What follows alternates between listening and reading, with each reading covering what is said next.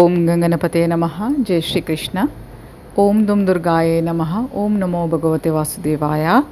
ಇಂದಿನ ಈ ವಿಡಿಯೋದಲ್ಲಿ ಭಗವದ್ಗೀತೆಯ ಅಧ್ಯಾಯ 16 ದೈವಿ ಹಾಗೂ ಆಸುರಿ ಸ್ವಭಾವಗಳು ಇಲ್ಲಿಂದ ಶ್ಲೋಕ 21ರಿಂದ ತಿಳಿದುಕೊಳ್ಳಿಕ್ಕಿದ್ದೇವೆ.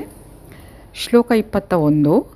ತ್ರಿವಿಧಂ ನರಕಸ್ಯ ಇದಂ ದ್ವಾರಂ ನಾಶನಂ ಆತ್ಮನಃ ಕಾಮಃ ಕ್ರೋಧಃ ತಥಾ ಲೋಭಃ ತಸ್ಮಾತೇತದ್ ತ್ರಯಂ ತ್ಯಜೇತ್. ನರಕಕ್ಕೆ 3 ದ್ವಾರ: ಕಾಮ, ಕ್ರೋಧ ಮತ್ತು ಲೋಭ. ಪ್ರತಿಯೊಬ್ಬ ವಿವೇಕಿಯೂ ಇವುಗಳನ್ನು ಬಿಡಬೇಕು, ಏಕೆಂದರೆ ಅವು ಆತ್ಮದ ಅವನತಿಗೆ ಕಾರಣವಾಗುತ್ತದೆ.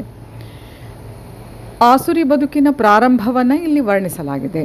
ಮನುಷ್ಯನು ತನ್ನ ಕಾಮದ ತೃಪ್ತಿಗಾಗಿ ಪ್ರಯತ್ನಿಸುತ್ತಾನೆ. ತೃಪ್ತಿ ದೊರೆಯದೇ ಇದ್ದಾಗ ಕ್ರೋಧ ಮತ್ತು ಲೋಭ ಹುಟ್ಟುತ್ತದೆ.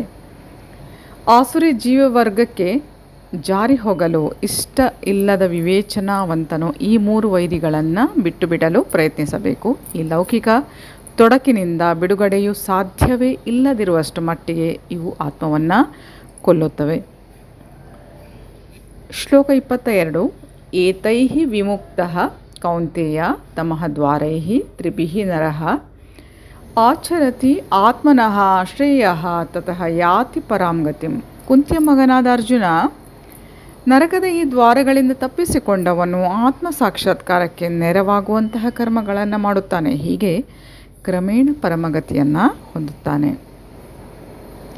ಮನುಷ್ಯ ಜೀವನದ 3 ಶತ್ರುಗಳಾದ ಕಾಮ, ಕ್ರೋಧ ಮತ್ತು ಲೋಭಗಳ ವಿಷಯದಲ್ಲಿ ಮನುಷ್ಯನು ಬಹಳ ಎಚ್ಚರಿಕೆಯಿಂದ ಇರಬೇಕು. ಕಾಮ, ಕ್ರೋಧ, ಲೋಭಗಳಿಂದ ಮುಕ್ತನಾದಷ್ಟು ಅವನ ಬದುಕು ಶುದ್ಧವಾಗುತ್ತದೆ.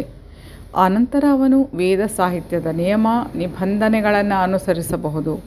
ಬದುಕಿನ ನಿಯಂತ್ರಕ ಸೂತ್ರಗಳನ್ನು ಅನುಸರಿಸುವುದರಿಂದ ಮನುಷ್ಯನು ಕ್ರಮೇಣ ಆತ್ಮ ಸಾಕ್ಷಾತ್ಕಾರದ ನೆಲೆಗೆ ಏರುತ್ತಾನೆ. ಅವನು ಇಂತಹ ಅಭ್ಯಾಸದಿಂದ ಕೃಷ್ಣ ಪ್ರಜ್ಞೆಗೆ ಏರುವಷ್ಟು ಅದೃಷ್ಟಶಾಲಿಯಾದರೆ ಅವನಿಗೆ ಜಯ ಖಂಡಿತ. ವೇದ ಸಾಹಿತ್ಯದಲ್ಲಿ ಮನುಷ್ಯನು ಶುದ್ಧೀಕರಣದ ಹಂತಕ್ಕೆ ಬರಲು ಸಾಧ್ಯ ಆಗುವಂತೆ ಕ್ರಿಯೆ ಪ್ರತಿಕ್ರಿಯೆಗಳ ರೀತಿಗಳನ್ನು ವಿಧಿಸಿದೆ. ಈ ಇಡೀ ವಿಧಾನಕ್ಕೆ ಕಾಮ, ಕ್ರೋಧ ಮತ್ತು ಲೋಭಗಳನ್ನು ಬಿಟ್ಟು ಬಿಡುವುದೇ ಆಧಾರ. ಈ ಪ್ರಕ್ರಿಯೆಯ ಅರಿವನ್ನು ಬೆಳೆಸಿಕೊಂಡು ಮನುಷ್ಯನು ಆತ್ಮ ಸಾಕ್ಷಾತ್ಕಾರದ ಅತ್ಯುನ್ನತ ಸ್ಥಾನಕ್ಕೆ ಏರಬಹುದು. ಭಕ್ತಿ ಸೇವೆಯಲ್ಲಿ ಈ ಆತ್ಮ ಸಾಕ್ಷಾತ್ಕಾರವು ಪರಿಪೂರ್ಣವಾಗುತ್ತದೆ. ಆ ಭಕ್ತಿ ಸೇವೆಯಲ್ಲಿ ಬದ್ಧ ಆತ್ಮದ ಮುಕ್ತಿ ಖಂಡಿತ. ಆದ್ದರಿಂದ ವೈದಿಕ ವ್ಯವಸ್ಥೆಯಲ್ಲಿ 4 ವರ್ಣಗಳನ್ನು ಮತ್ತು 4 ಆಶ್ರಮಗಳನ್ನು ಸ್ಥಾಪಿಸಿದೆ. ಇದಕ್ಕೆ ಸಾಮಾಜಿಕ ವರ್ಗ ಮತ್ತು ಆಧ್ಯಾತ್ಮಿಕ ವಿಭಾಗಗಳ ಪದ್ಧತಿ ಎಂದು ಹೆಸರು. ವಿವಿಧ ಜಾತಿಗಳಿಗೆ ಅಥವಾ ಸಾಮಾಜಿಕ ವಿಭಾಗಗಳಿಗೆ ಬೇರೆ ಬೇರೆ ನಿಯಮ ನಿಬಂಧನೆಗಳಿವೆ. ಮನುಷ್ಯನಿಗೆ ಅವುಗಳನ್ನು ಅನುಸರಿಸಲು ಸಾಧ್ಯ ಆದರೆ ಅವನು ತಂತಾನೇ ಆಧ್ಯಾತ್ಮಿಕ ಸಾಕ್ಷಾತ್ಕಾರದ ಅತ್ಯುನ್ನತ ನೆಲೆಗೆ ಏರುವನು. ಆಗ ಅವನಿಗೆ ನಿಸ್ಸಂದೇಹವಾಗಿಯೂ ಮುಕ್ತಿ ದೊರೆಯುತ್ತದೆ. ಶ್ಲೋಕ 23. ಯಹ ಶಾಸ್ತ್ರವಿಧಿ ಮುತ್ಸಜ್ಜ ವರ್ತತೆ ಕಾಮಕಾರತಃ ನ ಸ ಸಿದ್ಧಿ ಮವಾಪ್ನೋತಿ ಸುಖಂ ನ ಸುಖಂ ನ ಪರಾಂ ಗತಿಂ. ಯಹ ಶಾಸ್ತ್ರವಿಧಿಂ ಉತ್ಸಜ್ಯ ವರ್ತತೆ ಕಾಮಕಾರತಃ ನ ಸಹ ಸಿದ್ಧಿಂ ಅವಾಪ್ನೋತಿ ನ ಸುಖಂ ನ ಪರಾಂ ಗತಿಂ. ಯಾರು ಶಾಸ್ತ್ರವಿಧಿಗಳನ್ನು ತ್ಯಜಿಸಿ ತನ್ನ ಅನಿಸಿಕೆಗಳಂತೆ ಕರ್ಮ ಮಾಡುವನೋ ಅವನಿಗೆ ಪರಿಪೂರ್ಣತೆಯಾಗಲಿ ಸುಖವಾಗಲಿ ಪರಮಗತಿಯಾಗಲಿ ದೊರೆಯುವುದಿಲ್ಲ. ಮೇಲೆ ವರ್ಣಿಸಿದಂತೆ ಬೇರೆ ಬೇರೆ ಜಾತಿಗಳಿಗೆ ಮತ್ತು ಆಶ್ರಮಗಳವರೆಗೆ ಶಾಸ್ತ್ರ ವಿಧಿಗಳನ್ನು ಹೇಳಿದೆ. ಎಲ್ಲರೂ ಈ ನಿಯಮ ನಿಬಂಧನೆಗಳನ್ನು ಅನುಸರಿಸಬೇಕೆಂದು ನಿರೀಕ್ಷಿಸಿದೆ.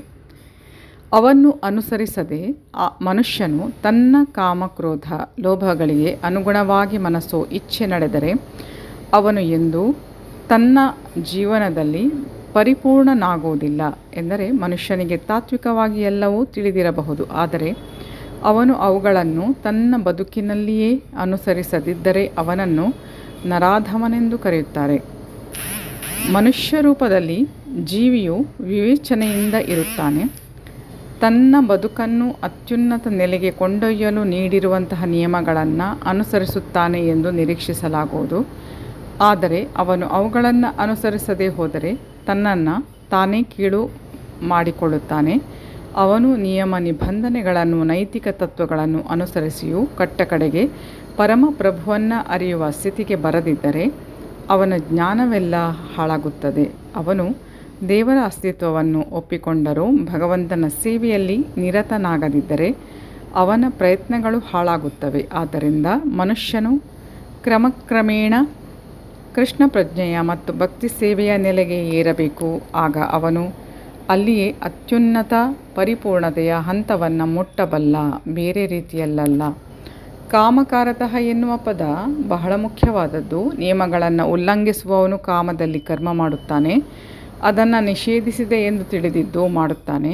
ಇದಕ್ಕೆ ಹುಚ್ಚು ಅನಿಸಿಕೆ ಎಂದು ಹೆಸರು. ಇಂತಹದನ್ನು ಮಾಡಬೇಕು ಎಂದು ಅವನಿಗೆ ತಿಳಿದಿರುತ್ತದೆ, ಆದರೂ ಮಾಡುವುದಿಲ್ಲ. ಆದ್ದರಿಂದ ಅವನನ್ನು ವಿಚಿತ್ರ ಮನುಷ್ಯ ಎಂದು ಕರೆಯುತ್ತಾರೆ.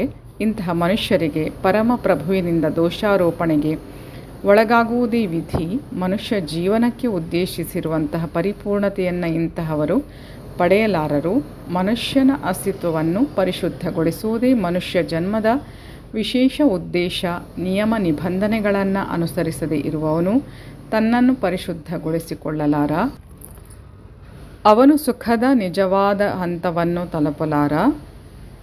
ಶ್ಲೋಕ 24. ತಸ್ಮಾತ್ ಶಾಸ್ತ್ರಂ ಪ್ರಮಾಣಂ ತೇ ಕಾರ್ಯ ಅಕಾರ್ಯ ವ್ಯವಸ್ಥಿತೌ ಜ್ಞಾತ್ವಾ ಶಾಸ್ತ್ರ ವಿಧಾನ ಉಕ್ತಂ ಕರ್ಮ ಕರ್ತುಂ ಇಹ ಅರ್ಹಸಿ. ಆದ್ದರಿಂದ ಮನುಷ್ಯನು ಶಾಸ್ತ್ರಕ್ಕೆ ಅನುಗುಣವಾಗಿ ಯಾವುದು ಕರ್ತವ್ಯ, ಯಾವುದು ಕರ್ತವ್ಯವಲ್ಲ ಎಂಬುದನ್ನು ಅರ್ಥ ಮಾಡಿಕೊಳ್ಳಬೇಕು. ಇಂತಹ ನಿಯಮ ನಿಬಂಧನೆಗಳನ್ನು ತಿಳಿದುಕೊಂಡು ಮನುಷ್ಯನು ತಾನು ಕ್ರಮೇಣ ಮೇಲಕ್ಕೇರುವುದು ಸಾಧ್ಯ ಆಗುವಂತೆ ಕರ್ಮ ಮಾಡಬೇಕು. 15ನೇ ಅಧ್ಯಾಯದಲ್ಲಿ ಹೇಳಿರುವಂತೆ ವೇದಗಳ ಎಲ್ಲ ನಿಯಮ ನಿಬಂಧನೆಗಳ ಗುರಿ ಕೃಷ್ಣನನ್ನು ತಿಳಿದುಕೊಳ್ಳುವುದು. ಭಗವದ್ಗೀತೆಯಿಂದ ಕೃಷ್ಣನನ್ನು ಅರ್ಥ ಮಾಡಿಕೊಂಡು ಮನುಷ್ಯನು ಭಕ್ತಿ ಸೇವೆಯಲ್ಲಿ ನಿರತನಾಗಿ ಕೃಷ್ಣ ಪ್ರಜ್ಞೆಯಲ್ಲಿ ನೆಲೆಯನ್ನು ಪಡೆಯಬೇಕು. ಆಗ ವೇದ ಸಾಹಿತ್ಯವು ನೀಡಬಲ್ಲ ಅತ್ಯುನ್ನತ ಪರಿಪೂರ್ಣತೆಯನ್ನು ಅವನು ಪಡೆಯಬಹುದು. ಚೈತನ್ಯ ಮಹಾಪ್ರಭು ಈ ಪ್ರಕ್ರಿಯೆಯನ್ನು ಬಹಳ ಸುಲಭಗೊಳಿಸಿದರು. ಜನರಿಗೆ ಹರೇ ಕೃಷ್ಣ ಕೃಷ್ಣ ಕೃಷ್ಣ ಹರೇ ಹರೇ, ಹರೇ ರಾಮ್ ರಾಮ್ ರಾಮ್ ಹರೇ ಹರೇ ಎನ್ನುವ ಸಂಕೀರ್ತನೆ ಮಾಡಿ ಭಕ್ತಿ ಸೇವೆಯಲ್ಲಿ ನಿರತರಾಗಿ ದೇವರ ಪ್ರಸಾದವನ್ನು ಸ್ವೀಕರಿಸಿದರೆ ಸಾಕು ಎಂದು ಹೇಳಿದರು. ಈ ಎಲ್ಲ ಭಕ್ತಿಪೂರ್ವಕ ಕರ್ಮಗಳಲ್ಲಿ ನೇರವಾಗಿ ತೊಡಗಿದವನು ಎಲ್ಲ ವೇದ ಸಾಹಿತ್ಯವನ್ನು ಅಧ್ಯಯನ ಮಾಡಿದ್ದಾನೆ ಎಂದೇ ಅರ್ಥ.